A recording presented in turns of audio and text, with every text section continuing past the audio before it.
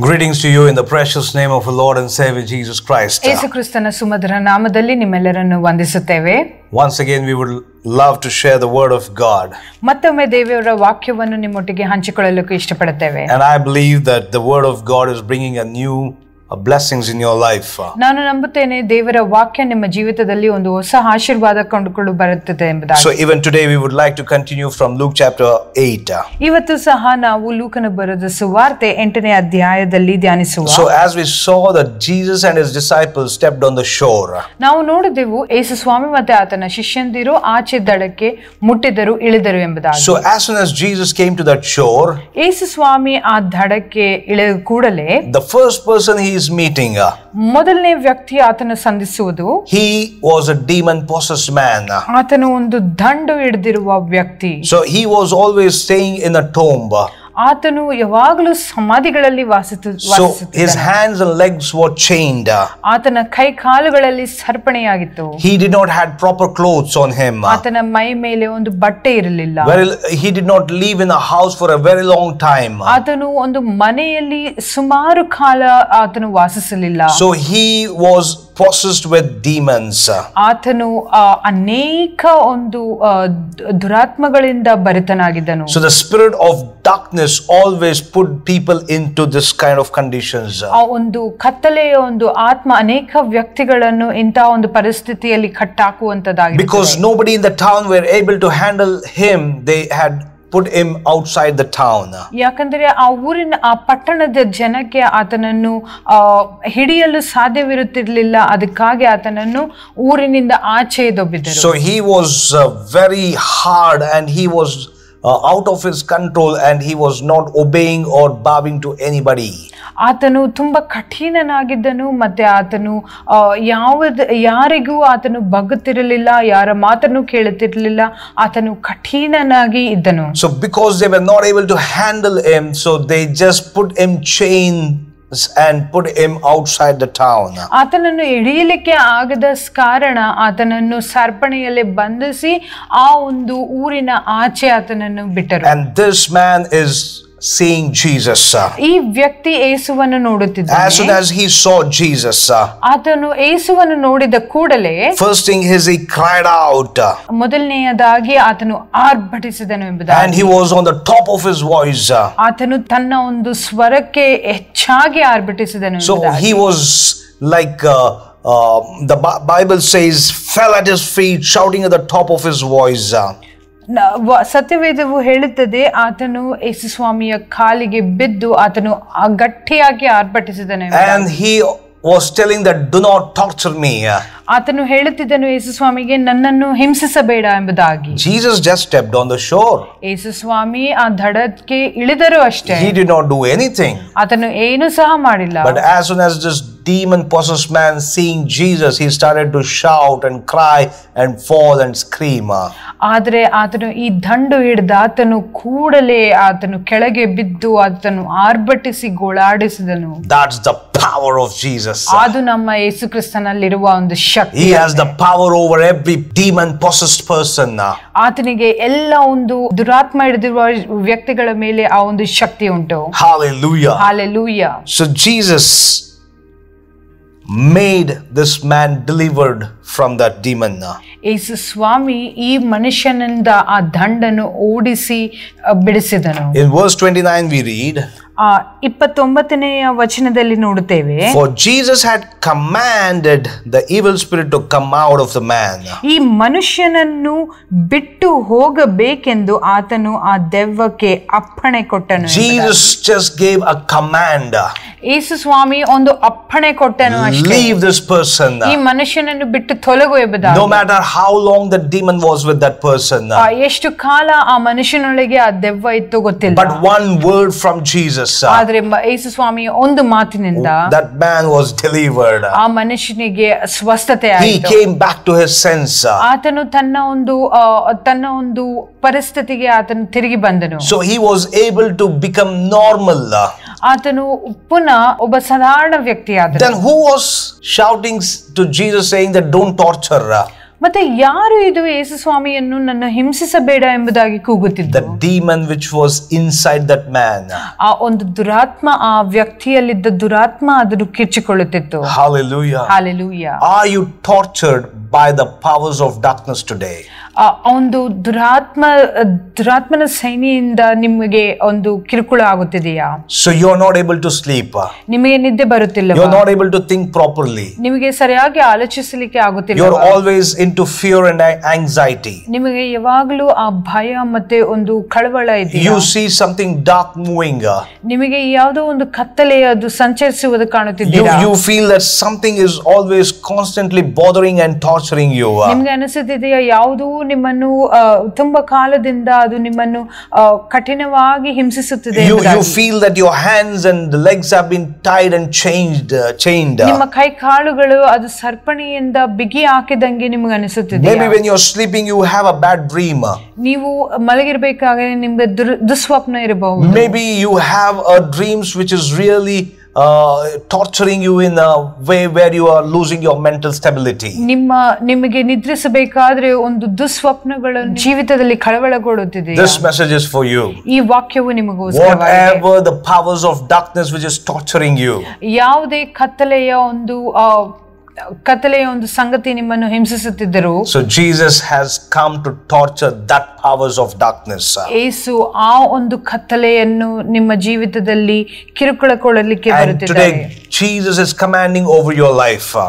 ಇವತ್ತು ಯೇಸು ಸ್ವಾಮಿ ನಿನ್ನ ಒಂದು ಜೀವಿತ ಮೇಲೆ ಅಪ್ಪಣೆ ಕೊಡುವ ಆತನಾಗಿದ್ದಾನೆ. Every powers of darkness to flee from your life. ಎಲ್ಲ ತರನಾದಂತಹ ಕತ್ತಲೆಯದ್ದು ನಿಮ್ಮ ಜೀವಿತದಿಂದ ಹೊರಗೆ ಹೋಗಲಿ ಎಂಬುದಾಗಿ. Hallelujah. Hallelujah. You will be set free in Jesus name. ನೀವು ಯೇಸು ಕ್ರಿಸ್ತನ ನಾಮದಲ್ಲಿ ಬಿಡುಗಡೆ ಹೊಂದುತ್ತೀರಾ. Hallelujah. Hallelujah. And this man came back to his sense. ಈ ಮನುಷ್ಯನು ಪುನಃ ಆತನ ಒಂದು ಮನಸ್ಥಿತಿಗೆ ತಿರುಗಿ ಬಂದನು. But before demon leaving this man, ಆದರೆ ಆ ಒಂದು ಸೈತಾನನು ತನ್ನನ್ನು ಬಿಟ್ಟು ಹೋಗುವ ಮುಂಚೆ, so nearby there was a pig which was gazing, also the sheep which was gazing. ಅಲ್ಲಿ ಕೆಲವು ಹಂದಿಗಳು ಸಹ ಮೇಯುತ್ತಿದ್ದವು, ಅಲ್ಲಿ ಕೆಲವು ಕುರಿಗಳು ಸಹ ಮೇಯುತ್ತಿದ್ದವು. So demon was begging Jesus, saying that please allow us to go there. ಆ ಒಂದು ದುರಾತ್ಮ ಅದು ಯೇಸು ಸ್ವಾಮಿ ಹತ್ರ ಬೇಡಿಕೊಳ್ಳುತ್ತಿತ್ತು, ಆ ಹಂದಿಗಳಲ್ಲಿ ಒಳಗೆ ಹೋಗ್ಲಿಕ್ಕೆ ಬಿಡುಗಡೆ ಕೊಡು ಎಂಬುದಾಗಿ. And Jesus commanded and it left. ಯೇಸು ಸ್ವಾಮಿ ಅಪ್ಪಣೆ ಕೊಟ್ಟ ಕೂಡಲೇ ಅವು ಹೊರಟೋಯಿತು. So that demon went into the pigs. ಆ ಒಂದು ದುರಾತ್ಮ ಆ ಒಂದು ಹಂದಿಗಳಲ್ಲಿ ಹೋಯಿತು. And we see that all this pig rushed down to the steep bank of the lake and was drowned. ನಾವು ನೋಡುತ್ತೇವೆ ಈ ಎಲ್ಲ ಹಂದಿಗಳು ಆ ಒಂದು ಕೆರೆಯ ದಡಕ್ಕೆ ಹೋಗಿ ಎಲ್ಲವೂ ಆ ನೀರಲ್ಲಿ ಬಿದ್ದು ಅದು ಸತ್ತಿರಿ ಹೋಯಿತು ಎಂಬುದಾಗಿ. The spirit of darkness pigs could not handle. ಆ ಒಂದು ದುರಾತ್ಮನನ್ನು ಆ ಒಂದು ಹಂದಿಗಳು ಸಹ ಭರಿಸಲಿಕ್ಕೆ ಸಾಧ್ಯವಾಗಲಿಲ್ಲ. And maybe all the pigs decided to have a mass suicide. ಅನೇಕ ಒಂದು ಅಲ್ಲಿರುವ ಎಲ್ಲ ಒಂದು ಹಂದಿಗಳು ಸಹ ಒಂದು ತನಗೆ ತಾನೇ ಸಾಯಿಸಿಕೊಳ್ಳುವ ಎಂಬುದಾಗಿ ಅನ್ನಿಸಿಕೊಂಡೋ ಏನೋ. But this man was very happy. ಆದರೆ ಈ ಮನುಷ್ಯನು ಸಂತೋಷವಾಗಿದ್ದನು. Today God wants to make you happy. ಇವತ್ತು ದೇವರು ನಿಮಗೆ ಸಂತೋಷಪಡಿಸಲಿಕ್ಕೆ ಇಷ್ಟಪಡುತ್ತಿದ್ದಾನೆ. There was one more man who was very sad at that moment. ಅಲ್ಲಿ ಇನ್ನೊಂದು ವ್ಯಕ್ತಿ ಸಹ ತುಂಬಾ ನೊಂದು ಹೋಗಿದ್ದನು. So in the verse 34 it says, ಅಲ್ಲಿ 34ನೇ ವಚನದಲ್ಲಿ when ಹೇಳುತ್ತದೆ, those tending the pigs saw what happened. ಮೇಯಿಸುವವರು ನಡೆದದ್ದನ್ನು ಕಂಡು, so they went and reported to the people in the town. ಮೇಯಿಸುವವರು ನಡೆದದ್ದನ್ನು ಕಂಡು ಓಡಿ ಹೋಗಿ ಆ ಊರಿನಲ್ಲಿಯೂ ಹಳ್ಳಿಗಳಲ್ಲಿಯೂ ಅದನ್ನು ತಿಳಿಸಲು ಜನರು ನಡೆದ ಸಂಗತಿಯನ್ನು ನೋಡುವುದಕ್ಕೆ ಹೊರಟು ಯೇಸುವಿನೆಡೆಗೆ ಬಂದು ದೆವ್ವಗಳು ಬಿಟ್ಟು ಹೋಗಿದ್ದು ಆ ಮನುಷ್ಯನನ್ನು ಬೆಟ್ಟಗಳನ್ನು ಹಾಕಿಕೊಂಡು ಸ್ವಸ್ಥ ಬುದ್ಧಿಯಿಂದ ಯೇಸುವಿನ ಪಾದಗಳ ಬಳಿಯಲ್ಲಿ ಕೂತಿರುವುದನ್ನು ಕಂಡರು. Thank you. Hallelujah. Hallelujah. So this people who were taking care of the pigs, ಈ ಹಂದಿಗಳನ್ನು ಮೇಯಿಸುತ್ತಿರುವವರು, they were very sad. ಅವರಿಗೆ ತುಂಬಾ ಬೇಸರವಾಯಿತು. They are not happy because this man got delivered. ಅವರಿಗೆ ಈ ಮನುಷ್ಯನು ಸ್ವಸ್ಥನಾಗುವುದೆಂಬುದಾಗಿ ಅವರಿಗೆ ಖುಷಿ ಆಗಲಿಲ್ಲ. But they were more sad because they lost their pig. ಆದ್ರೆ ಅವರಿಗೆ ತುಂಬಾ ವೇದನೆ ಆಯ್ತು, ಅವರ ಹಂದಿಗಳನ್ನು ಕಳ್ಕೊಂಡೆ. And they ran to the town and they called and told everything what happened to the people over there. ಅವರು ಊರಿನಲ್ಲಿ ಹಳ್ಳಿಗಳಲ್ಲಿ ಹೋಗಿ ಎಲ್ಲರಿಗೂ ಸಹ ಅಲ್ಲೇನಾಯಿತು ಎಂಬುದಾಗಿ ಹೇಳಿದರು. And most of the people from the town, that country, came to this place. ಆ ಊರು ಹಳ್ಳಿಗಳಿಂದ ಅನೇಕ ಜನರು ಈ ದೆವ್ವ ಹಿಡಿದ ಮನುಷ್ಯನು ಸ್ವಸ್ಥನಾಗಿರುವುದನ್ನು ನೋಡಲಿಕ್ಕೆ ಬಂದರು. And when they saw, ಅವರು ಬಂದು ನೋಡಿದಾಗ the man who was chained and possessed by demon was set free.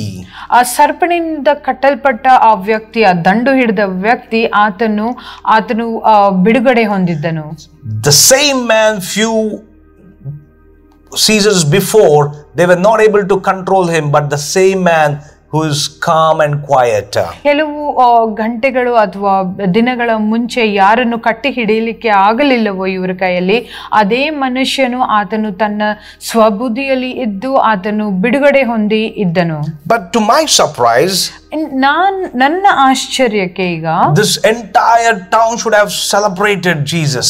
ಈ ಎಲ್ಲ ಊರಿನವರು ಯೇಸು ಸ್ವಾಮಿಯನ್ನು ಅವರು ಸಂಭ್ರಮಿಸಬಹುದಾಗಿತ್ತು. Because one of the person who was really in a bad condition, God has brought good to his life. ಒಂದು ದುಸ್ಥಿತಿಯಲ್ಲಿದ್ದ ಒಂದು ಮನುಷ್ಯನಿಗೆ ಒಂದು ಒಳ್ಳೆಯ ಸ್ಥಿತಿಯನ್ನು ಯೇಸು ಸ್ವಾಮಿ ತಂದುಕೊಟ್ಟರು. But these people, ಆದ್ರೆ ಈ ವ್ಯಕ್ತಿಗಳು asking Jesus to please leave the place. ಅವರು ಯೇಸು ಸ್ವಾಮಿನ ಬೇಡುತ್ತಿದ್ದಾರೆ, ದಯವಿಟ್ಟು ನಮ್ಮ ಊರಿನಿಂದ ಹೊರಟು ಹೋಗು ಎಂಬುದಾಗಿ. This is really surprising.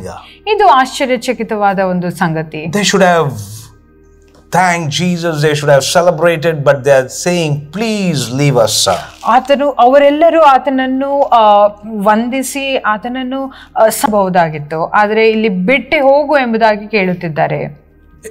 And think about the mindset of disciples. ಯೋಚಿಸಿ ನೋಡಿ ಆ ಒಂದು ಶಿಷ್ಯಂದಿರ ಮನಸ್ಥಿತಿ ಹೇಗಿರಬಹುದು. If I would have been there as a disciple of Jesus, ನಾನು ಈಗ ಅಲ್ಲಿ ಯೇಸುವಿನ ಶಿಷ್ಯರಲ್ಲಿ ಒಬ್ಬನಾಗಿದ್ದರೆ, I would have asked Jesus or the other disciple, ನಾನು ಯೇಸುವನ್ನಾಗ್ಲಿ ಅಥವಾ ಮತ್ತೆ ಬೇರೆ ಶಿಷ್ಯಂದಿರನ್ನಾಗ್ಲಿ ಕೇಳುತ್ತಿದ್ದೆ. The whole night we faced so much of storm and struggles and we came to this place. ಇಡೀ ರಾತ್ರಿ ನಾವು ಬಿರುಗಾಳಿಯನ್ನು ಎದುರುಕೊಂಡು ಎಲ್ಲ ಮಾಡಿಕೊಂಡು ಈ ಸ್ಥಳಕ್ಕೆ ಬಂದೆವು. We thought that we would be dead because of the storm, but somehow we reached this place. ಬಿರುಗಾಳಿಯಿಂದ ನಾವು ಸಾಯ್ತೀವೋ ಏನೋ ಎಂಬುದಾಗಿ ಅಂದುಕೊಂಡೆವು, ಆದರೆ ಈ ಸ್ಥಳವನ್ನು ಸುರಕ್ಷಿತವಾಗಿ ಮುಟ್ಟಿದೆವು. With great difficulty we came to this place. ಅನೇಕ ಒಂದು ಸಂಗತಿಗಳಿಂದ ಈ ಒಂದು ಪ್ರದೇಶಕ್ಕೆ ಬಂದೆವು. And Jesus has healed and delivered this person who was possessed for several months and years. ಯೇಸು ಈ ಒಂದು ದಂಡು ಹಿಡಿದವನನ್ನು ಬಿಡಿಸಿ ಸ್ವಸ್ಥತೆಗೊಳಿಸಿ ಆತನನ್ನು ಪರಿಪೂರ್ಣ ವ್ಯಕ್ತಿಯನ್ನಾಗಿ ಮಾಡಿದನು. So these people, instead of giving some breakfast and treating them well, so they are saying, please go back. ಸ್ವಲ್ಪ ಊಟ ತಿಂಡಿ ಕೊಟ್ಟು ಇವರನ್ನು ಉಪಚರಿಸುವುದನ್ನು ಬಿಟ್ಟು ಈ ಜನರು ಅವರನ್ನು ಹಿಂದೆ ಹೋಗಿ ಎಂಬುದಾಗಿ ಹೇಳುತ್ತಿದ್ದಾರೆ. Even today there are people, ಈಗಲೂ ಸಹ ಅಂತ ವ್ಯಕ್ತಿಗಳಿದ್ದಾರೆ. So where they want the deliverance from Jesus, but they don't want Jesus. ಅವರಿಗೆ ಯೇಸು ಸ್ವಾಮಿಯಿಂದ ಸ್ವಸ್ಥತೆ ಬೇಕು, ಆದರೆ ಯೇಸು ಸ್ವಾಮಿ ಮಾತ್ರ ಬೇಕಿಲ್ಲ. That is the first time Jesus came to that place according to the historians. ಅದೇ ಮೊದಲನೇ ಬಾರಿ ಚರಿತ್ರೆಯ ಪ್ರಕಾರ ಆ ಸ್ಥಳಕ್ಕೆ ಯೇಸು ಸ್ವಾಮಿ ಬಂದದ್ದು. But never in the history Jesus went back to that place. ಆದ್ರೆ ಆ ಯಾವುದೇ ಚರಿತ್ರೆಯಲ್ಲಿ ಎಲ್ಲೂ ಸಹ ಪುನಃ ಯೇಸು ಸ್ವಾಮಿ ಆ ಸ್ಥಳಕ್ಕೆ ಹೋಗಿದ್ದನ್ನು ಕಾಣುವುದಿಲ್ಲ. Maybe for some of us God gives a chance. ಕೆಲವೊಬ್ಬರಿಗೆ ಯೇಸು ಸ್ವಾಮಿ ಒಂದು ಸಮಯ ಕೊಡುತ್ತಾರೆ. To welcome him, to welcome him and to make him as your own. ಆತನನ್ನು ಸ್ವಾಗತಿಸಿ ಸ್ವಂತ ರಕ್ಷಕನಾಗಿ ಮಾಡಿಕೊಳ್ಳಲು. But if you say no, ಆದ್ರೆ ನೀವು ಬೇಡ ಎಂಬುದಾಗಿ ಹೇಳಿದರೆ, maybe you are losing something very precious. ನೀವು ಯಾವುದೋ ಅತ್ಯುತ್ತಮವಾದದ್ದನ್ನು ಕಳೆದುಕೊಳ್ಳುತ್ತಿದ್ದೀರಾ. Because Jesus do not force anybody. ಯಾಕಂದ್ರೆ ಯೇಸು ಸ್ವಾಮಿ ಯಾರಿಗೂ ಸಹ ಬಲವಂತ ಮಾಡುವುದಿಲ್ಲ. Jesus had all the reasons to tell that people, saying that I have delivered and I have done something good for your people.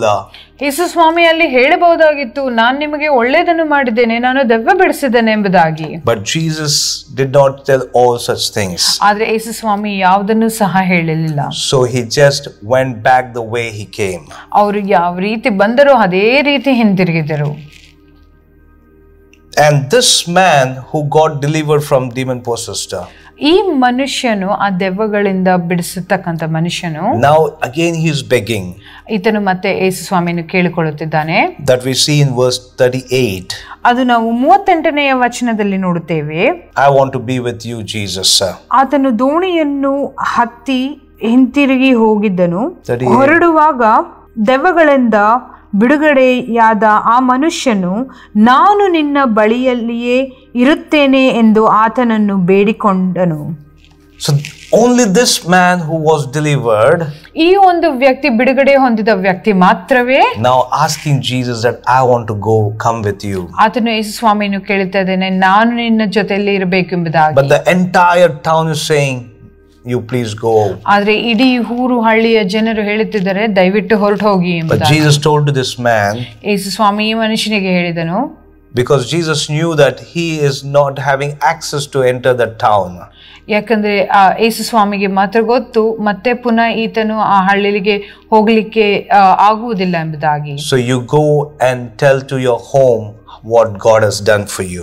ನೀನು ಹೊರಟೋಗಿ ನಿನ್ನ ಮನೆಯಲ್ಲಿ ದೇವರು ನಿನಗೋಸ್ಕರ ಮಾಡಿದ್ದನ್ನು ನೀನು ಹೇಳು ಎಂಬುದಾಗಿ ಯೇಸು ಸ್ವಾಮಿ. Maybe in your family only you have been saved. ನಿಮ್ಮ ಕುಟುಂಬದಲ್ಲಿ ನೀವು ಮಾತ್ರ ರಕ್ಷಣೆ ಹೊಂದಿರಬಹುದು. Maybe only you have welcomed Jesus in your life.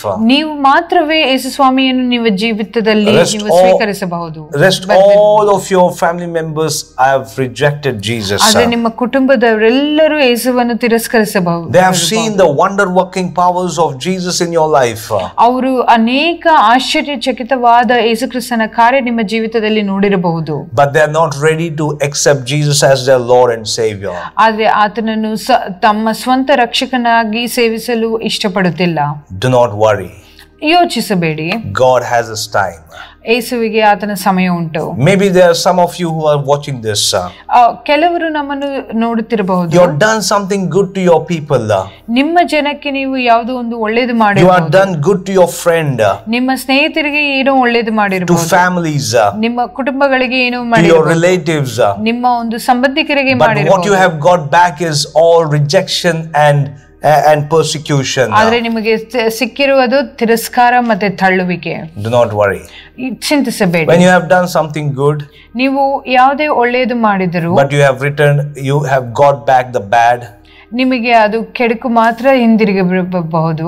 think that Jesus also had a similar experience. ಯೇಸು ಸ್ವಾಮಿಯು ಸಹ ಇದೇ ಪರಿಸ್ಥಿತಿಯನ್ನು ಹಾದು ಹೋದನೆಂಬುದಾಗಿ ಯೋಚಿಸಿರಿ. Our job is to do what God wants us to do. ನಮ್ಮ ಕೆಲಸ ದೇವರು ಏನು ಮಾಡಬೇಕೆಂಬುದಾಗಿ ಹೇಳಿದರು ಅದೇ ಕೆಲಸ ನಮ್ಮದಾಗಿದೆ. Not one gave them the water to drink or anything to eat. They just sent them as it is. ಒಬ್ಬರಾದರೂ ಅವರಿಗೆ ಕುಡಿಲಿಕ್ಕೆ ನೀರು ಅಥವಾ ಆಹಾರ ಕೊಟ್ಟಿಲ್ಲ, ಆದ್ರೆ ಅದೇ ರೀತಿಯಲ್ಲಿ ಕಳಿಸಿಬಿಟ್ಟರು. So this side of the shore, people rejected Jesus. ಈ ದಡದಲ್ಲಿ ಜನರು ಯೇಸುವನ್ನು ತಿರಸ್ಕರಿಸಿದರು. Now Jesus again along with his disciples made a journey back to the other shore. ಈಗ ಯೇಸು ಸ್ವಾಮಿ ಪುನಃ ಆತನ ಶಿಷ್ಯಂದಿರೊಟ್ಟಿಗೆ ಪುನಃ ಬಂದ ದಡಕ್ಕೆನೆ ಹೊರಡ್ಲಿಕ್ಕೆ ಪ್ರಾರಂಭಿಸಿದರು. But I did not see any disciples questioning Jesus. ಆದ್ರೆ ನಾನು ನೋಡುತ್ತಿದ್ದೇನೆ ಒಂದು ಯೇಸುವಿನ ಶಿಷ್ಯಂದಿರು ಆತನನ್ನು ಪ್ರಶ್ನಿಸಲಿಲ್ಲ. Why God did you made a wrong plan? ಯಾಕೆ ಸ್ವಾಮಿ ನೀನು ಒಂದು ತಪ್ಪಾದಂತ ಒಂದು ಪ್ಲಾನ್ ಮಾಡಿದ್ರೆ ಎಂಬುದಾಗಿ. So you went all the way there, but they did not accept you. Again we have to be back. ನೀವು ಅಷ್ಟು ದೂರ ಅಲ್ಲಿಗೆ ಹೋದಿರು, ಆದ್ರೂ ಸಹ ಅವರು ನಿಮ್ಮನ್ನು ಅಂಗೀಕರಿಸಲಿಲ್ಲ, ಹಿಂದಿರುಗಿಸಿದರು. Disciples never asked such questions. ಶಿಷ್ಯಂದಿರು ಯಾವುದೇ ಪ್ರಶ್ನೆಯನ್ನು ಕೇಳಲಿಲ್ಲ. Because they know that Jesus do something, it is beyond our thoughts. ಯಾಕಂದ್ರೆ ಅವರಿಗೆ ಗೊತ್ತು ಯೇಸು ಸ್ವಾಮಿ ಮಾಡುವುದು ನಮ್ಮ ಆಲೋಚನೆಗೂ ಮೀರಿದಂತದ್ದು ಎಂಬುದಾಗಿ. Today Jesus is with you. ಇವತ್ತು ಯೇಸು ನಿಮ್ಮ ಸಂಗಡ ಇರುತ್ತಾನೆ. Jesus has come to you. ಯೇಸು ನಿಮ್ಮ ಒಟ್ಟಿಗೆ ಬಂದಿರುತ್ತಾನೆ. To break every powers of darkness in your life. ಎಲ್ಲ ಅಂಧಕಾರ ಶಕ್ತಿಯನ್ನು ನಿಮ್ಮ ಜೀವಿತದಲ್ಲಿ ಮುರಿಯಲಿಕ್ಕೆ ಬಂದಿರುತ್ತಾನೆ. Maybe in this scripture we can understand that Jesus just came to deliver that one man. ಈ ಒಂದು ವಾಕ್ಯ ಭಾಗದಲ್ಲಿ ನಾವು ತಿಳ್ಕೊಳ್ಳಬಹುದು, ಬರೀ ಆ ಒಂದು ದೆವ್ವ ಹಿಡಿದ ಮನುಷ್ಯನಿಗೆ ಸ್ವಸ್ಥತೆ ಕೊಡಲಿಕ್ಕಾಗಿ ಯೇಸು ಸ್ವಾಮಿ ಬಂದಿದ್ದಾರೆ. Jesus can travel any miles to come to that one person. ಯೇಸು ಸ್ವಾಮಿ ಎಷ್ಟೇ ಒಂದು ಮೈಲುಗಟ್ಟಲೆ ಆತನು ಪ್ರಯಾಣಿಸಬಹುದು ಆ ಒಂದು ಮನುಷ್ಯನ ಬಿಡುಗಡೆ. Today he has come closer to you. ಇವತ್ತು ನಿಮ್ಮ ಹತ್ತಿರಕ್ಕೂ ಬಂದಿರುವ My dear brother, my dear sister, ನನ್ನ ಪ್ರೀತಿಯ ಸಹೋದರ he ಸಹೋದರಿಯರೇ, is removing the fears out of your life. ನಿಮ್ಮ ಜೀವಿತದಲ್ಲಿ ಎಲ್ಲಾ ಒಂದು ಭಯವನ್ನು ತೆಗೆದುಹಾಕುತ್ತಾನೆ. He is removing the chains that is the devil has tied you. ಸೈತಾನನು ನಿಮ್ಮ ಜೀವಿತದಲ್ಲಿ ಕಟ್ಟಿರುವ ಎಲ್ಲ ಸರ್ಪಣಿಯನ್ನು ಮುರಿಯುವಾತನಾಗಿರುತ್ತಾನೆ. He is taking away the fear out of your heart. ನಿಮ್ಮ ಹೃದಯದಲ್ಲಿರುವ ಭಯವನ್ನು ತೆಗೆಯುವಾತನಾಗಿರುತ್ತಾನೆ. He is removing the shame from your life. ನಿಮ್ಮ ಜೀವಿತದಲ್ಲಿರುವ ಒಂದು ಆ ಸಂಕೋಚವನ್ನು ತೆಗೆದುಹಾಕುತ್ತಾನೆ. You are no more old, you will be a new creation in Christ Jesus. ನೀವು ಹಳೆಯದಲ್ಲ ಬಳಿಕ ಒಂದು ಹೊಸ ಸೃಷ್ಟಿ ಯೇಸು ಸ್ವಾಮಿಯಲ್ಲಿ ಆಗಿರುತ್ತದೆ. The same demon possessed man had different names probably. ಇದೇ ಒಂದು ದೆವ್ವ ಹಿಡಿದ ಒಂದು ವ್ಯಕ್ತಿಗೆ ಅನೇಕ ಹೆಸರಿದ್ದಿರಬಹುದು. But now nobody is able to call him as demon possessed. ಆದರೆ ಈಗ ಯಾರು ಸಹ ಆತನು ದೆವ್ವ ಹಿಡಿದ ಮನುಷ್ಯನೆಂಬುದಾಗಿ ಕರೆಯುತ್ತಿಲ್ಲ. Because his mouth, I believe that it is proclaiming Jesus. ಯಾಕಂದ್ರೆ ಆತನ ಬಾಯಿ ಯೇಸು ಸ್ವಾಮಿಯನ್ನು ಪ್ರಕಟಿಸುತ್ತಿರಬಹುದು. Now when people see, they are seeing a new man. ಈಗ ಜನರು ನೋಡಬೇಕಾದ್ರೆ ಅವರು ಒಂದು ಹೊಸ ಮನುಷ್ಯನನ್ನು ನೋಡುತ್ತಿದ್ದಾರೆ. They are seeing a new person. ಅವರು ಒಂದು ಹೊಸ ವ್ಯಕ್ತಿಯನ್ನು ನೋಡುತ್ತಿದ್ದಾರೆ. New lifestyle. ಒಂದು ಹೊಸ ಜೀವನ ಶೈಲಿಯನ್ನು ನೋಡುತ್ತಿದ್ದಾರೆ. Those who are speaking against this man, now they are like surprised and closing their mouth. ಅನೇಕರು ಈ ಮನುಷ್ಯನನ್ನು ನೋಡುವವರು ಅವರು ಆಶ್ಚರ್ಯಚಕಿತವಾಗಿ ಬಾಯ ಮೇಲೆ ಕೈ ಇಟ್ಟು ಈತನನ್ನು ನೋಡುವಾತರಾಗಿದ್ದಾರೆ. The same thing God wants to do in your life. ಇದೇ ಕಾರ್ಯವನ್ನು ಯೇಸು ಸ್ವಾಮಿ ನನ್ನ ಜೀವಿತದಲ್ಲಿ ಮಾಡಲಿಕ್ಕೆ ಇಷ್ಟಪಡುತ್ತಾನೆ. In the midst of people who spoke against you, ಎಲ್ಲರೂ ನಿಮ್ಮ ವಿರುದ್ಧವಾಗಿ ಮಾತನಾಡಿದ ವ್ಯಕ್ತಿಗಳ ಮಧ್ಯದಲ್ಲಿ God will lift you up. ದೇವರು ನಿಮ್ಮನ್ನು ಎತ್ತುತ್ತಾನೆ. The same mouth will be closed with surprise. ಅದೇ ಬಾಯಿಗಳು ಆಶ್ಚರ್ಯಚಕಿತವಾಗಿ ಮುಚ್ಚಲ್ಪಡಲಾಗುತ್ತದೆ. That's the power of God. ಅದೇ ದೇವರ ಒಂದು ಶಕ್ತಿ. Today he has come to meet you. ಇವತ್ತು ಆತನು ನಿಮ್ಮನ್ನು ಸಂದರ್ಶಿಸಲು ಬಂದಿದ್ದಾನೆ. To greet you and to deliver you. ನಿಮ್ಮನ್ನು ವಂದಿಸಿ ನಿಮ್ಮನ್ನು ಬಿಡುಗಡೆ ಕೊಡಿಸಲು. Thank God for this wonderful word. ಈ ಒಂದು ವಾಕ್ಯಕ್ಕಾಗಿ ದೇವರಿಗೆ ಸ್ತೋತ್ರ ಸಲ್ಲಿಸುತ್ತೇವೆ. Let us pray for you. ನಿಮಗೋಸ್ಕರ ಪ್ರಾರ್ಥಿಸಲು ಇಷ್ಟಪಡುತ್ತೇವೆ. Heavenly Father, ಪರಲೋಕದ ತಂದೆಯೇ, thank you for your wonderful word. ನಿನ್ನ ಒಂದು ಪ್ರೀತಿಯುಳ್ಳ ವಾಕ್ಯಕ್ಕಾಗಿ ಸ್ತೋತ್ರ. That every powers of darkness fell at your feet, O God. ಎಲ್ಲ ಒಂದು ಅಂಧಕಾರ ಶಕ್ತಿಗಳು ನಿಮ್ಮ ಪಾದಗಳಲ್ಲಿ ಬೀಳಲಿ. You gave a command and that devil was out. ನೀವು ಒಂದು ಆಜ್ಞೆ ಮಾಡಿದ್ದಲ್ಲಿ ಆ ಒಂದು ದೆವ್ವ ಆತನನ್ನು ಬಿಟ್ಟು ಹೋಯಿತು. Today give the command to your people's life, O God. ನಿಮ್ಮ ಜನರ ಒಂದು ಜೀವಿತದಲ್ಲಿ ನೀವು ಒಂದು ಆಜ್ಞೆ ಮೊಳಗಿಸಬೇಕೆಂಬುದಾಗಿ ಬೇಡಿಕೊಳ್ಳುತ್ತೇವೆ. That every plan and the tricks of the devil will be out of life. ಎಲ್ಲ ಅಂಧಕಾರದ ಆ ಒಂದು ಸಂಚು ಜನರ ಮೇಲೆ ಅದು ಹೊರಟು ಹೋಗಲಿ. Let your light come into our life. ನಿಮ್ಮ ಒಂದು ಬೆಳಕು ನಮ್ಮ ಜೀವಿತದಲ್ಲಿ ಬರಲಿ. In Jesus name we pray. ಯೇಸು ಕ್ರಿಸ್ತನ ನಾಮದಲ್ಲಿ ಪ್ರಾರ್ಥಿಸುತ್ತೇವೆ. And the people say amen. ಎಲ್ಲರೂ ಹೇಳಿ ಆಮೆನ್ ಎಂಬುದಾಗಿ. God bless you. ದೇವರು ನಿಮ್ಮನ್ನು ಆಶೀರ್ವದಿಸಲಿ. Amen. ಆಮೆನ್.